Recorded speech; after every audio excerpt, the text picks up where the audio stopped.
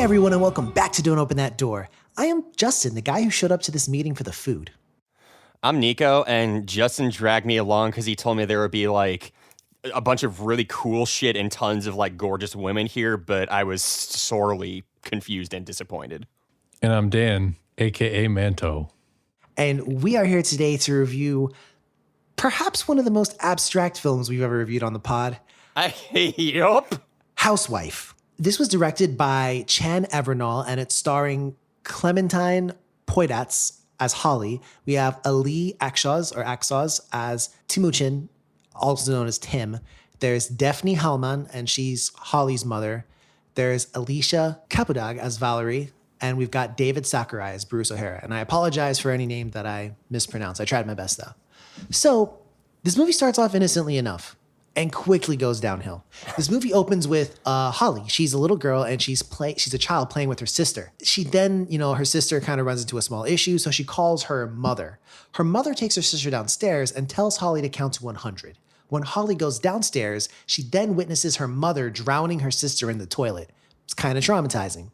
Her father then walks in and tries to stop the mother. She's already killed Holly's sister, but now she's trying to come for Holly too. Holly's mom, slashes him, and Holly basically runs away. How do we even carry on from that, Dan? So now there's a little bit of a time skip. We flash forward to the present, and Holly is now an adult. She was married to Tim and is still traumatized to the point where she's actually afraid to use the toilet. So she actually urinates like in the sink and the tubs, things like that. So Tim and Holly go out and meet up with some friends who tell them about a worldwide cult called ULM, or Umbrella of Love and Mind, as it stands for. So Holly recognizes the name, and she and Tim used to live with this woman named Valerie, who ended up leaving them a couple years ago to join this ULM cult, and they haven't heard from her since. So despite the fact that there's a chance they could meet up with Valerie at this cult meeting, the pair decide not to go because they just kind of aren't really interested. But that changes, right, Nico? Yeah, at that point we cut to a dream where Holly dreams that she meets Valerie again in a sort of like a precognitive stint almost. She awakens then, and naturally Valerie is in her house. Valerie apologizes for leaving so abruptly and, not calling them, but she does try to convince Tim and Holly to come to the cult meeting that night. And after a remarkably short conversation, they're like, yeah, fuck it, okay. And then they head to the venue. I mean, a lot happens at the venue, though. So what happens, Dan? Yeah, a lot happens. So the cult meeting starts. Or does it? Well, we don't really know. So the cult meeting starts in this big convention center, and the cult leader, whose name is Bruce, he kind of makes this showy appearance, and he ends up choosing Holly. He walks up to her and kind of puts her in this like dreamlike state and makes her confront her fear of toilets. So she's in like a flashback kind of dream thing, and this toilet is like bubbling over. And then she wakes up and the whole crowd there is applauding, and she feels a lot better, refreshed, apparently confronted her fear. So after the meeting, they go back home, and Holly, Tim, and Valerie have some little group sex action going on there. And Holly wakes up afterwards. She kind of like falls asleep. So then she wakes up and finds that somebody is in her house. So she chases this like hooded figure outside, and she chases it down to like a shed, and she screams in terror when she finds that that hooded figure was actually her mother. So Tim and Valerie rush outside to hear her screams, rush outside, and they can't see anybody there. There's no one there. That's a lot to digest, but Nico, this movie's only getting started. What follows? I just want to say, oh dear listeners, we try to be as objective and just almost like point by point what happened in this movie. So if it sounds insane, we are trying to make this as lucid as possible for you. So the movie takes a confusing turn after we have the scene where Holly sees her mom. Holly then dreams that she's back in the convention center meeting with Bruce. And then in that dream, Bruce sends her to another dream back to her childhood, where she sees that she was the one who killed her sister, not her mom. Good old case of accidentally stab your sister in the face. Hate to see it, folks. Holly then awakens from the second dream, not the first, she's still in the original dream, and runs out of the room. Bruce tells her that if she leaves, he can't help her. And Holly then awakens back in her house with Valerie by her side. Bruce then enters the house, kills Valerie, and causes Tim to go into a fugue state, who then he just becomes catatonic and paints some pictures. It's real nice. The movie takes another twist, seemingly, and a swarm of cultists enter the house. Holly's dead sister then climbs out of the toilet, and her mom's there too. Whew, I mean, that's a lot. It's not over. It's not done yet. So this is where it gets really real. Bruce cuts the face off of Holly's mother and wears it. I guess some sick people out there might call that fashion. He then implants an entity into Holly and literally like rapid grows it inside of her until she then births it. And she gives birth to some kind of entity wrapped in a flesh casing. The baby makes it out of the casing, and we can kind of see it's not human. It just doesn't look like it's from this world, just point blank. While this is happening, we also see Tim, like Nico was saying, he was painting a picture, and we see that the picture was of Holly holding up the baby in a nightmarish apocalyptic scene while tentacles descend. And this is actually the same picture that we also had a chance to see at the start of the movie that I think Holly drew when she was a child. Mm-hmm. Important to note as well, at this point in time, Holly's sister changes into what appears to be Holly's grandmother or some kind of matriarchal ancestor. She just kind of shows up there. And Holly then goes outside with her baby after Bruce kind of bows down and says, well, we are all your servants now. Holly goes outside and kind of recreates the picture. She's got her abomination baby and goes outside, holds it up, and literal tentacles descend from the sky as there's a crowd of cultists, below her. The movie ends. Wow. That's quite a lot. And are you sure this wasn't directed by Hideo Kojima? No, but I mean, this is this a Strands type game? I don't know, man. This was just completely wild. But that's what we do here at DOTD. We dive deep. Wild. Yeah. Yes, that's right. Just get right into that toilet. You know what? Let's go ahead and lead off with that. So the toilet is, sure. I mean, it's a recurring visual for sure. And there's a couple other motifs that we see throughout the movie. But Nico, how do you feel about the visuals? I really, really, really like the visuals. In particular, the usage of color, I think, is very well done. The entire movie is coded in this ethereal dream sort of state that just permeates the entire scene in every shot. And the use of vibrant set pieces, vibrant colors, and also just I really like what they did with the scenes that were darker. And by that, I don't mean tonally. Well, I guess I also mean tonally. But like the scenes like right before they're about to, engage in their group sex, that scene looks really, really nice compositionally. It's extremely warm. The shots line up really well. It's a very visually pleasing movie, even though there is a lot of gore and shall we say, the special sauce everywhere. Well, I mean, speaking of special sauce, Nico kind of talked about a lot of the positives and the colors and stuff like that. Dan, I mean, can you talk to me a little bit about the gore or maybe some of the other aspects? Yeah, so there's definitely a good amount of gore in this, especially near the end during the dream sequence and the birthing scene and and we're really trying, y'all. It's well done, though. I mean, they did a really good job of making it look realistic and also really disturbing. A good chunk of this movie, I was sort of like cringy, but that's sort of the point, and they achieved it well.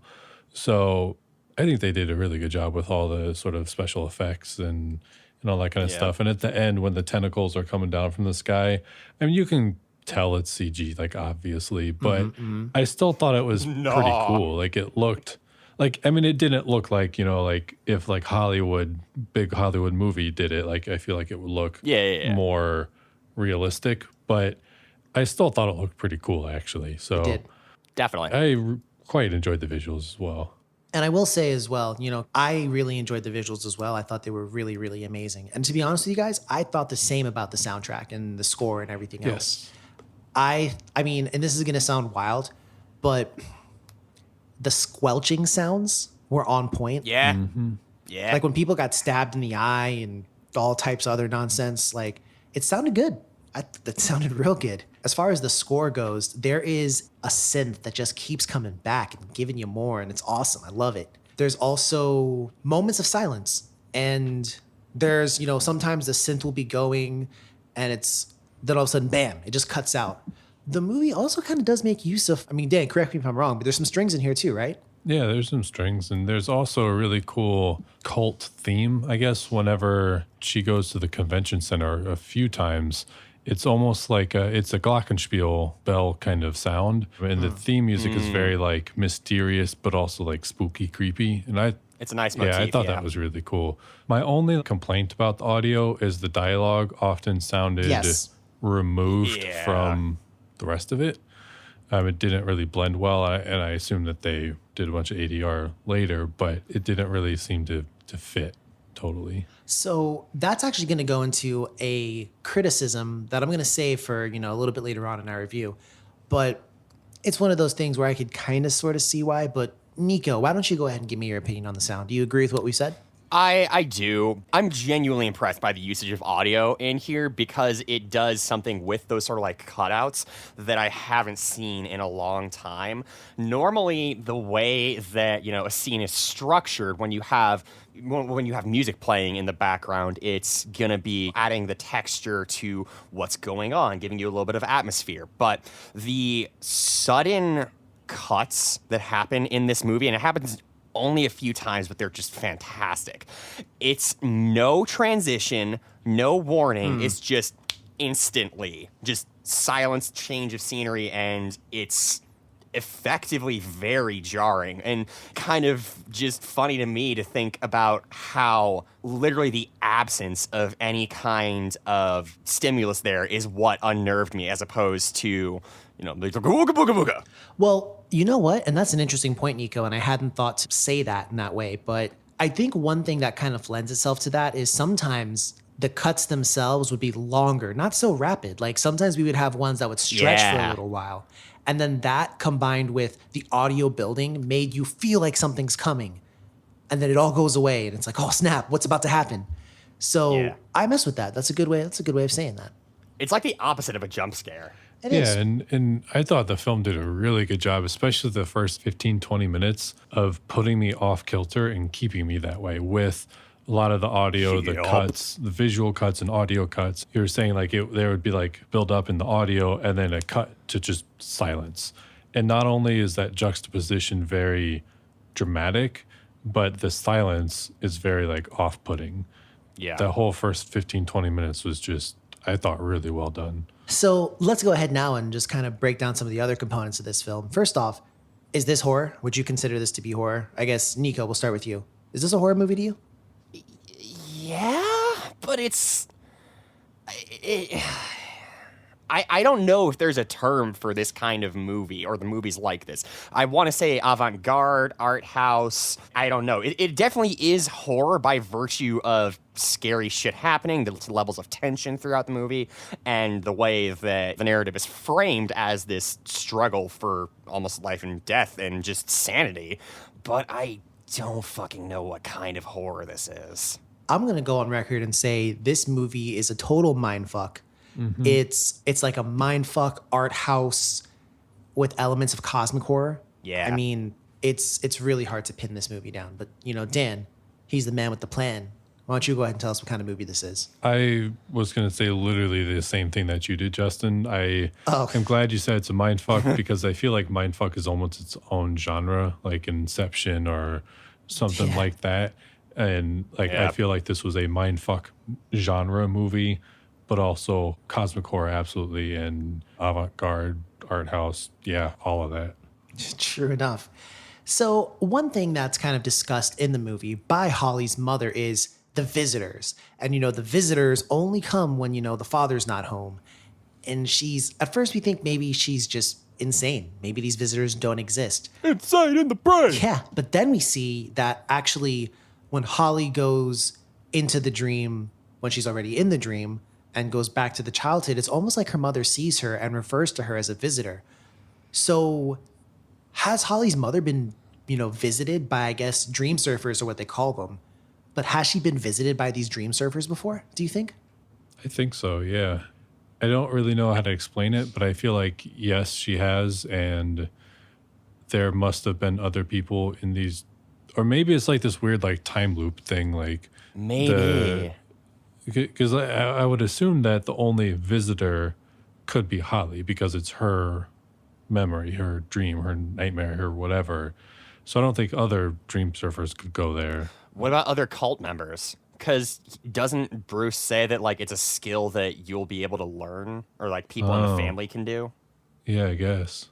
The family is referring to sort of like the elite members of the cult of ULM. Yeah, I don't know. See, that's pretty crazy, but I don't know. I kind of wanted to touch on that because at first you think I thought she was insane, but then I kind of feel like she almost flips out because I feel like she almost learns the truth. And I mean, if you kind of learn that all this crazy apocalyptic shit was going to be done, and I think that's also potentially, and we're going to lead into this, I'm not sure what the truth is. I don't know if Holly's mother killed her sister or if Holly did.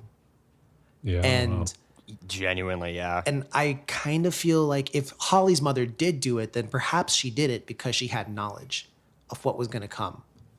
And maybe, I don't know, maybe there's a aspect of possession through bloodlines, like kind of, again, some cosmic horror shit that was happening to Holly's sister.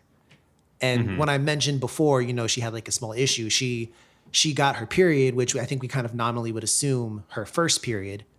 And then the mother freaks out about it and then kills her. So I don't know if maybe there was something else at play there. And you're going to hear me say that a lot because I don't know. The one thing I thought about too is like when at the end when Holly was giving birth, there was a lot of blood coming out too. Yes. So I wonder if the mother was thinking, oh no, my daughter would normally be on her period or something. Like maybe she's connecting that somehow to giving birth to this Maybe. something. Maybe. Still, wild times. There's only more questions to come, folks. And Was they will this all not a all dream? be answered. Most of them will not. Was this all a dream? Do we know if this was all a dream? Were parts of it dreams, parts of it real? I'm gonna keep it real with you. I'm gonna tell you guys. Let's play a little game, shall we? Okay. I will name the scene, and you will tell me if you think it's a dream or if it actually happened. Okay. Holly's initial thing where she goes to the cult and meets Bruce and has that first sequence with the toilet bubbling up. Not the toilet bubbling up, but her going to the convention center. Did that really happen or is that a dream? I think that happened. I think that happened. I think that happened it's too. the last thing that we can definitively say did Yeah. happen. Right. Because from there, the group sex sequence, was that a dream or was it not real? I think that was a dream. I also thought that was a dream. I think that everything that once Bruce puts her into the dream the very first time, I think everything after that is a dream, I'm inclined to agree. including the end? including the end. Huh. So there was one I don't know how I thing. feel about that. So one thing that happens multiple times is sometimes people will die or go into a dream and then they wind up back at the convention center to rapturous applause from the audience. It's a safe point. It is kind of like a save point. And Holly does run into that convention center at the end, right? Yeah. I don't know. There's a couple things that make me disagree with you, Dan. Namely, I think that Bruce only appears where he wants to appear. And while I do question whether or not parts of the end were a dream or reality, he does at one point invade what appears to be Tim's dream. True. And I believe that Holly did wake up after the group sex. There's a part where But he Holly can do that within a dream. Remember from the first time when he puts Holly into a dream when she's already in a dream? And that's true, but I didn't think that Tim was in a dream at this point. So what I thought was Holly woke up, went outside, chased the hooded person, freaked out. Valerie and Tim run outside. Tim stays outside and ends up falling asleep, and that's when he gets infiltrated. But I don't know. That's all up to interpretation. And lastly is going to be the final scene where she gives birth and the whatever you want to call it descends from up on high. Is that a dream? I think it's a dream. See, what makes you say that? Really, only because I think everything before that was a dream. So I have That's I fair. have no real evidence in that scene in particular, but I just think everything else was. So yeah.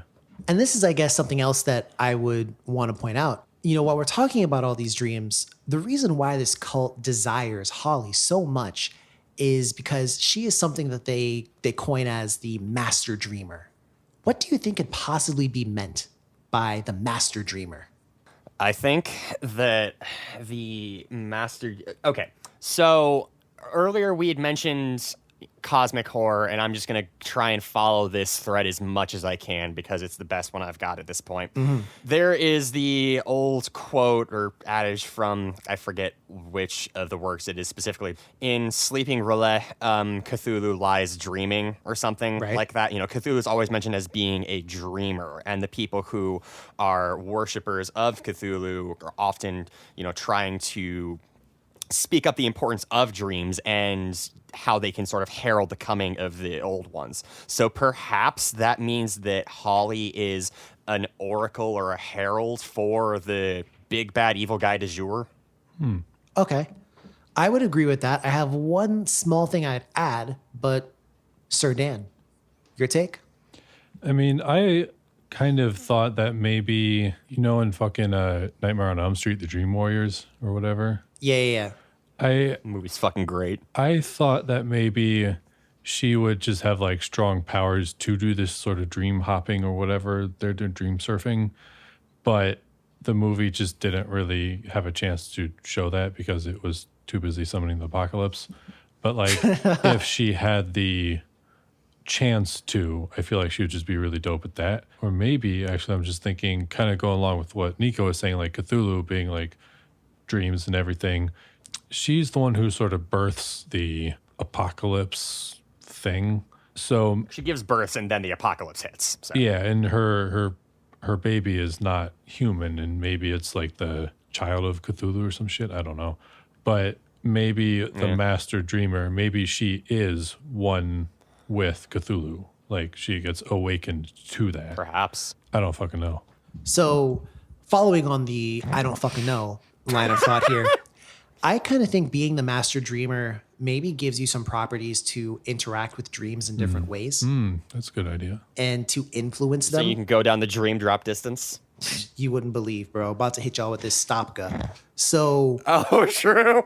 I think that her dreaming is so powerful that she's able to be influenced by people and then create things in this dream world. She dreams so good, bro. Yeah, like her dreams got gains. And so basically, I think that the whole movie, I feel like Bruce was subliminally priming her to have these dreams. For example, there's, Bro, that's not even subliminal. He's just like, look, you're gonna have these dreams. well, I mean, like, You're not gonna Let me put realize it. my fingers in your mouth. I mean, There is a point in the movie where we are getting to the expo center for the first time, convention center, whatever, and as part of the whole like initiation, Bruce just like sticks his thumb in Holly's mouth, and everyone's just like, "Yeah, this is normal."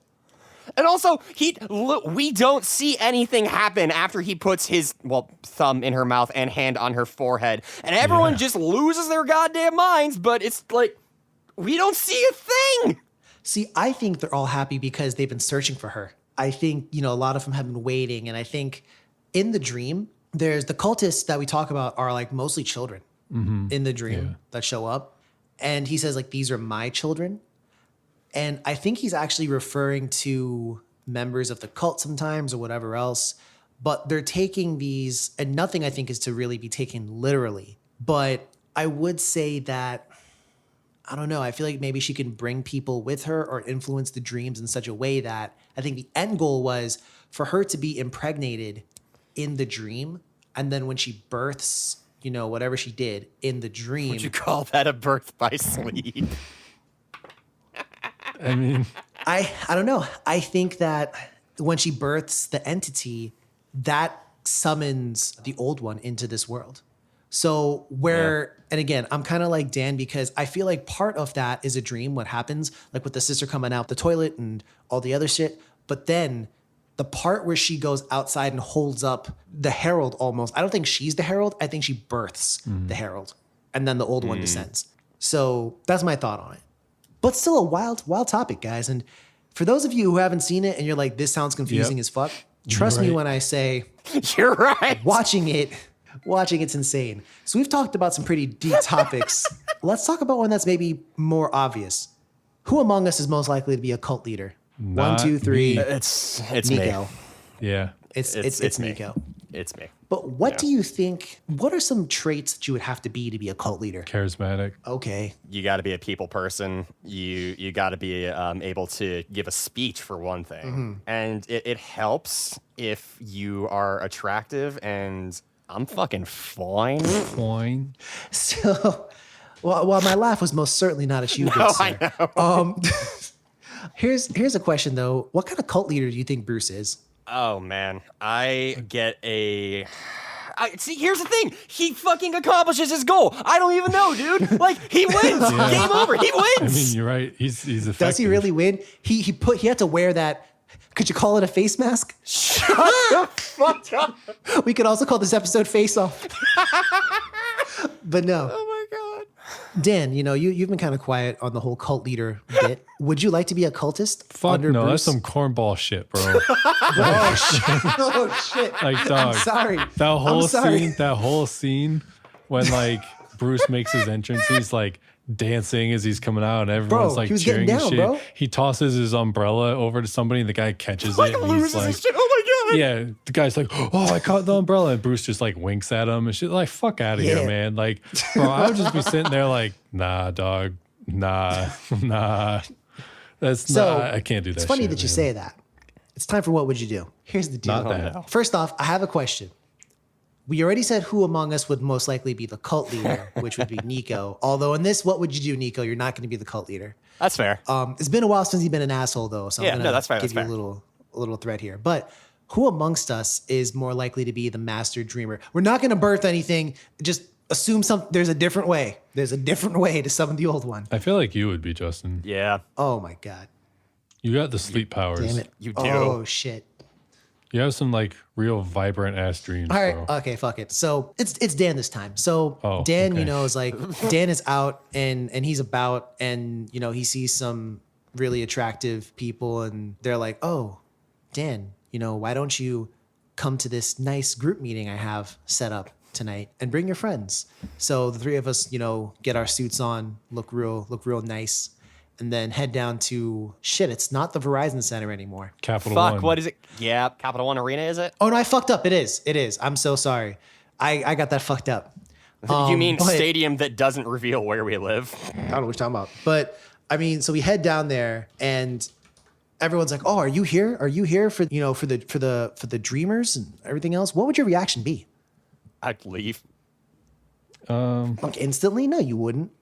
Okay, I would probably just like try to, I don't know, just blend in with the crowd and be like, oh yeah, absolutely, what's that experience been like for you, bro? Tell me all about it. So then, like let's say the cult leader, who we're gonna do a little bit of gender bending here, is an extremely attractive woman. She walks up and then she's like, you're the chosen one.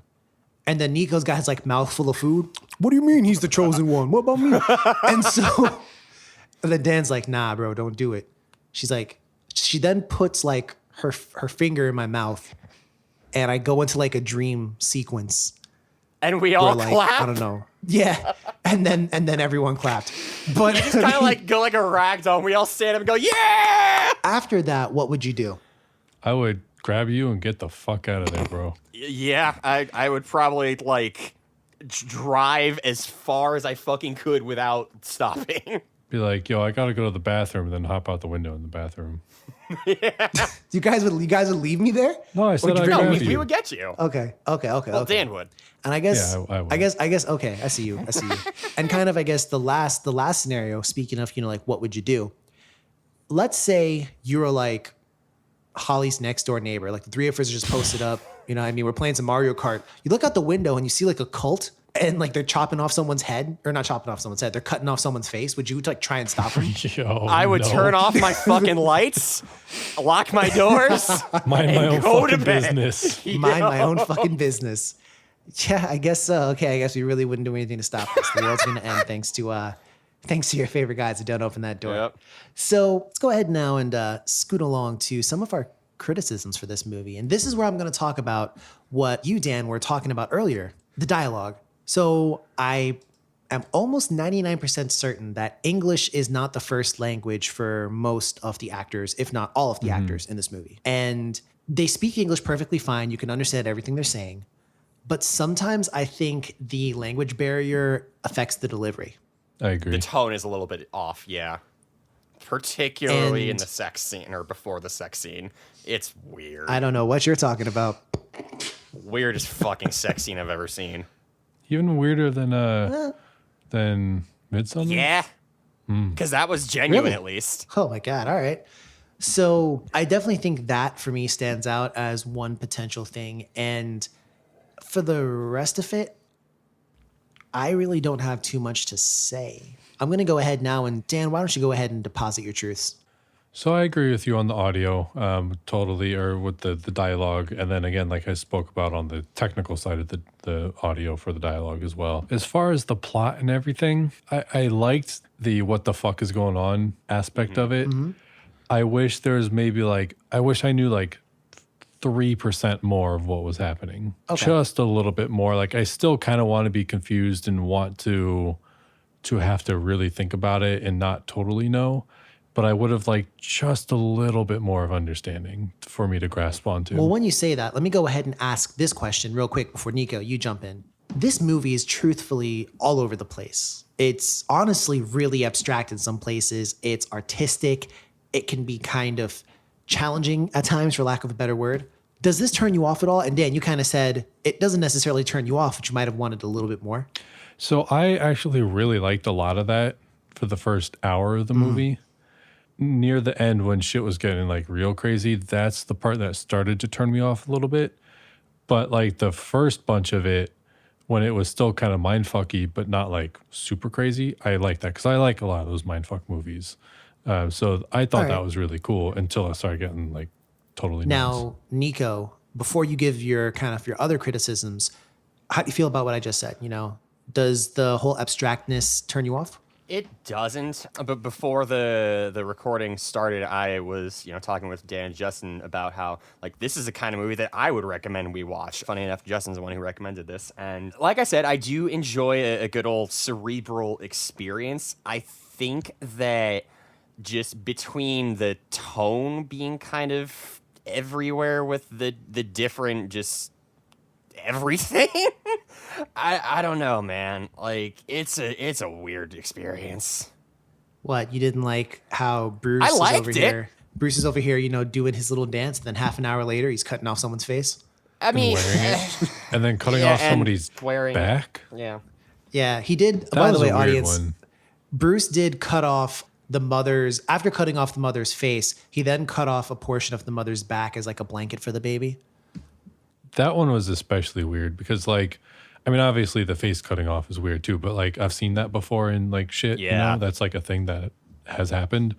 But I feel Right. like using a back blanket is I haven't seen that shit before. I feel like blanket. that's the kind of shit that you would come up with if you were heavily inebriated and were just looking for something oh fuck, I need some kind of blanket. What's that? Backskin? Hell yeah.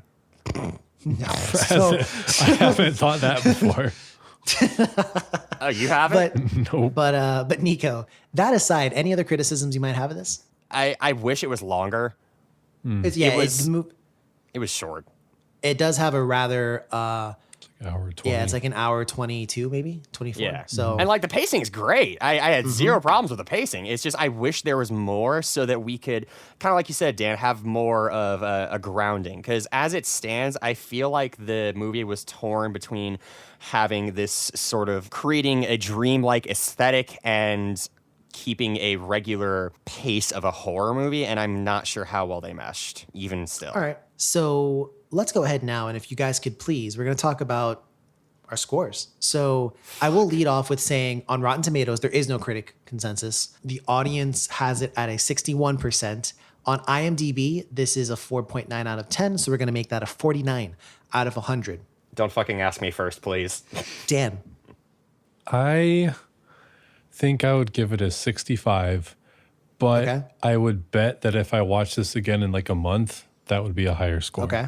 I would give this movie a 91. Wow. I knew you liked it, but wow. I have seen this movie once before.